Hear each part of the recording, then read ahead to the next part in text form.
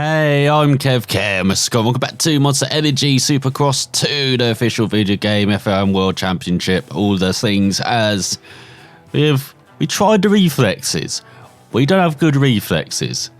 So we try scrubbing and leaning or landing instead. Let's try leaning. I mean, Nando is approaching 40. I mean, he's not. He's in his early 20s, of course. Has followed the curve, following the trajectory indicated by the markers. Try to cross all the markers to get the top score. Pass through all the indicators. Time limit. Rewind is disabled. Don't leave. Don't fall. Do not run out of time. Well, this went well. So you released me offline, and then before I knew it, it was over. That never happened. So let's actually try landing. We could do landing. As now I couldn't even be bothered to go back to leaning. So landing, face the jump by landing with both wheels and indicator there. The more precise landing, the greater the score you achieve. So here goes Nando then. That was good. That's one star. It's just warm up though. So here goes. Excellent.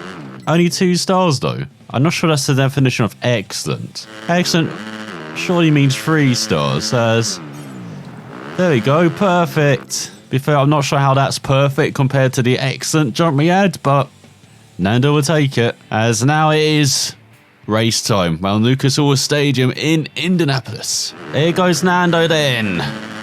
We'll qualify here in Lucas Oil Stadium for the first East-West clash. I forgot it actually was Indianapolis, so we still got the same race temps. Do apologise for that. As I said, I wanted to change it from now on, but Nando's just having a rest. He's taking out the Toyota signs again. God, that Suzuki blood just runs too deep in him. Need to get that seen to. The Lucas Oil, old favourite circuit. It is big jumps, it is rhythm, it is flow, it's fun as well. Not when you run into the back of someone. And see 51-second laps as well. Circuit a bit shorter from last time. Okay, if Hillman was around. There we go, qualifying effort. Down the inside of Martin. Bit wide. As we're in East qualifying. So East and West qualify separately. Top riders make it through to the heats. The top riders from the heats, as usual, make it through to the main event. And then from the main event, you've got the last chance qualifiers. So again, top riders, all of that. There's no Nando a bit right there. Not the best rhythm section. And now he's taking down Oakley signs. God, does it ever deal with Ray-Bans or something? It's into the final corner, go across the line, 2 seconds off the pace, top 10. As it's Smith at the top ahead of Osborne, Fortner, Martin, Fernandez, Davalos, Degotsis, Brandon, and Resland, and Peters in the top 10 of Nichols, Nando down in 12, bit disappointing. Head of McAdoo, Tennant, Alves as well, Marlowe, Nilsson, Elliott, Reno, and Young rounds out your top 20. Has who's at the bottom? It's not Costner, it's Cook. Different Yamaha riders. 12th is not good enough, unfortunately. As we've already called a number of riders, as now we're in the East Heat. So as usual, from the heats, top 9 make it through to the main event. But everyone who doesn't finish the top 9 going to the last chance qualifier. As once again Nando taking down that Toyota sign again. What is it with him and the Toyota signs? So you've got to get that seen to in the off season. There's all you land. Pretty rough there. Oh, look at this riding up into the top 6 from nowhere. Near down the inside of Nichols as well and his Yamaha. We go side by side over this rhythm sections. What the hell is Martin doing? Just having a little jolly by himself. As he gets into Nando. So there we go, just about accelerating. Out of there is once again Martin. Oh, sweeps in front. Been a bit rude with Nando. Not liking that. Let's go over this rhythm section. Not very good off the burn there though. So now he's taking down monster signs as well. So he wants to run like that is what this L's Fortin are doing. And Resland as well, very so. Zach Osborne is just miles ahead of everyone else. It's Nando up into second. Being aggressive over that section. And sent a 50.3 out of nowhere. So once again, he's right on the pace after a few laps. Just as you need to be in Supercross. There's not a long time to shine. It's a bit like Rallycross, isn't it? So, kind of the bike version of that. Short races, lots of action, lots of style as well. And really just one mistake can upset your whole weekend. Can mean you go home as well. He's 3.5 behind Osborne. He's got over a second gap behind. As we go on to the penultimate lap at the next site. 4.2 behind Osborne. He's just flying in the lead. Now, there's something I will say as well about kind of just riding style compared to original Supercross. Not really using that rear brake. It's about using that front brake. Kind of being precise with the bike. Trying to find momentum. Out the burns, you're not really giving it. And so you don't want to be sliding as well, being sideways, using that rear brake to get the bike stopped. As I would into corners in Supercross. Not really doing that with 2. As you can see, just being straight lines. Doing a 40 flat, 49 flat as well. Even around a corner like that, it's just getting the momentum down under normal braking.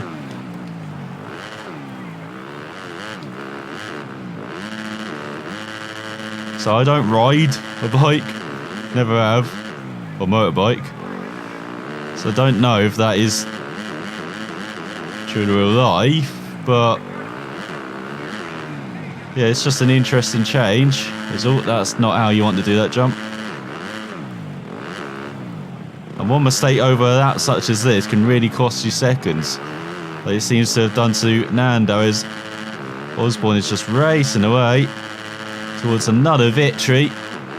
Once again, one of his main rivals is following him home in the heat race. But I'm not sure if the rear brake is kind of used like with MotoGP, where it's just extra braking. It really can help the braking, but at the extent of tyre wear.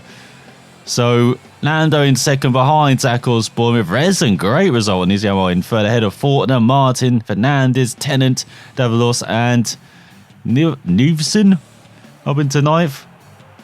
Ahead of Peters, Socotis, Nichols down in 12th, Alves as well.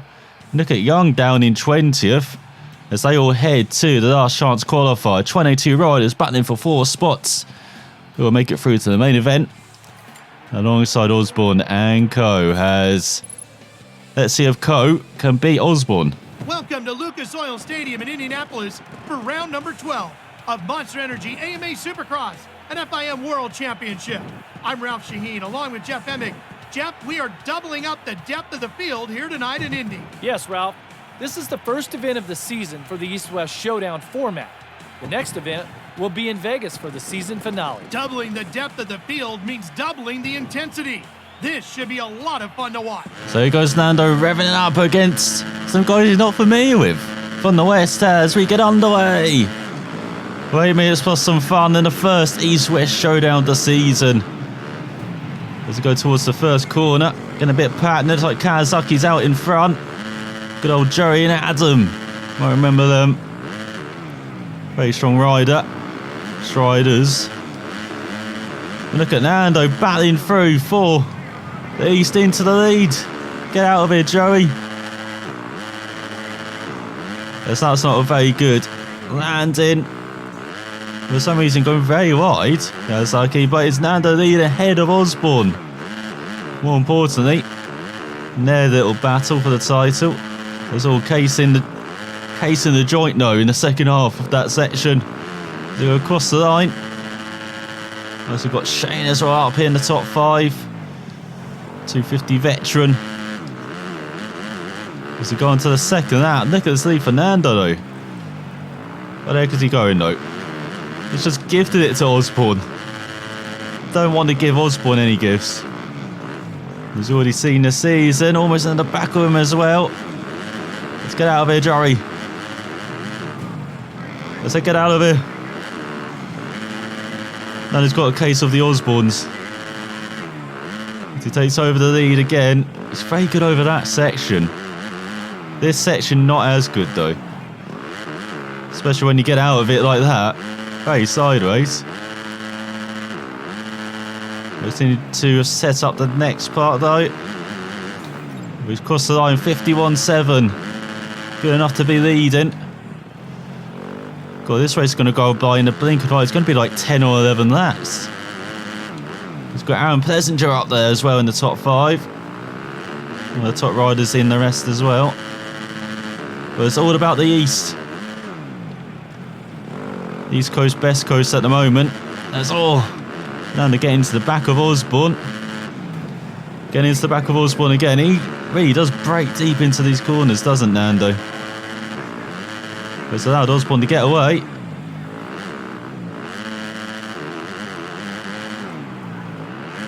As he breaks heavily into this rough section. So he's trying to take these wide lines, but it's just not quite working out. There's 49.6. Is that from Osborne as well? There's all someone down behind. Is that Joey?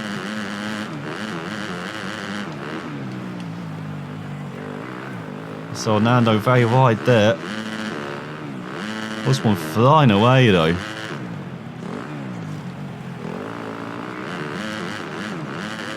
.5 in front. But now he's going to be on top form though to catch back up to Osborne. Oh, that's not how you do it. Was a bit slow there.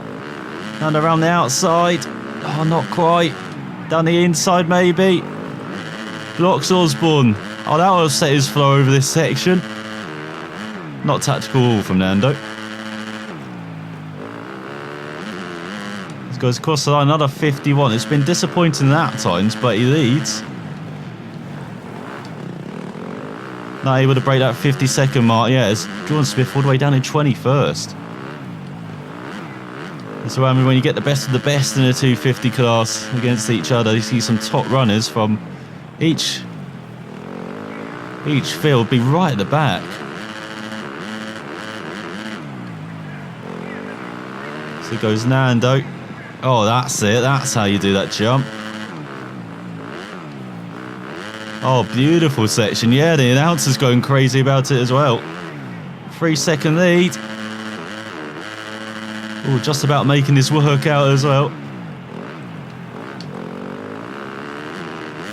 Thought about him not breaking the 50-second mark. There you go, 49 for that. As we go into the second half of the race. Still out. Zach Osborne in second. That's all. He can't do that hairpin well. No matter what Nando tries, that is not a good hairpin for him. And it shows. He's always losing time there. 1.1 that ahead of Osborne. He does that massive jump really well. Don't really want to be doing any kind of scrubbing or whipping in the air, because you've just got good natural flow on his lap. It feels like, at least. So there you go, another sub 50-second lap time. Maybe that opening jump. That's about it. He's 5 seconds ahead of Osborne. He is showing his class on one of the biggest stage for the 250 riders, along with Vegas and the showdown at the end of the season, the traditional showdown at the end of the season. It kind of takes it away having a showdown here in Indy as well. And it takes away from that Vegas showdown. It's the same with the Triple Crown events, I guess. It feels a bit like that, like it's nice changing it up. It just, I don't know. Triple Crown events actually had something. Having all those main events. Having another showdown like this for the 250 class, I'm not sure how much it had. Just feels like it takes away. And as I said, it's precious prestige of it being at Vegas at the last round. And here in Indianapolis, early in the season. Doesn't feel as special. Fernando won't be complaining if he gets the big trophy at the end, like he's aiming for at the moment.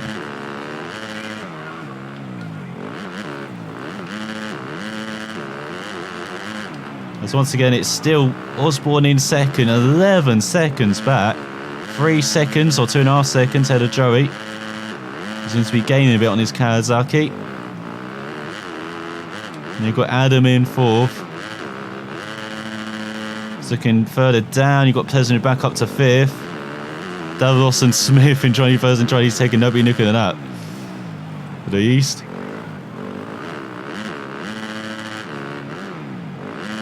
But I guess it is one East showdown and you got the West showdown in Vegas as well. I guess that's what they're going for. I would actually know if I properly followed. 250 Supercross, it's only really 450s I kind of follow. So I can see it from that aspect, but still. Just prefer the one at the end of the years. Whoa! Nando's trying to chuck this away. 2 falls on the same lap. Getting a bit comfortable maybe. With that 10-second lead. He's trying to get the edge back. He's going to be back on top form. As he lost around almost 10 seconds out of that. But still has a 3-second lead. Osborne right in the tail. If he makes another mistake, he's going to have his main rival right there. That's on the penultimate lap. Maybe he's thinking of that champagne and that big check at the end a bit too much. Yes, that's better.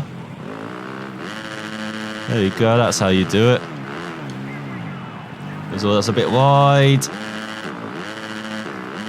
There goes the flow for this section. But then you have that kind of get out of free card, it seems like, in the middle. But still, Nano doesn't accept it. Messes up the whole thing. He's gone to the final lap. Get out of here, monster. Got a rockstar man here. It's Justin Starling into the top 5.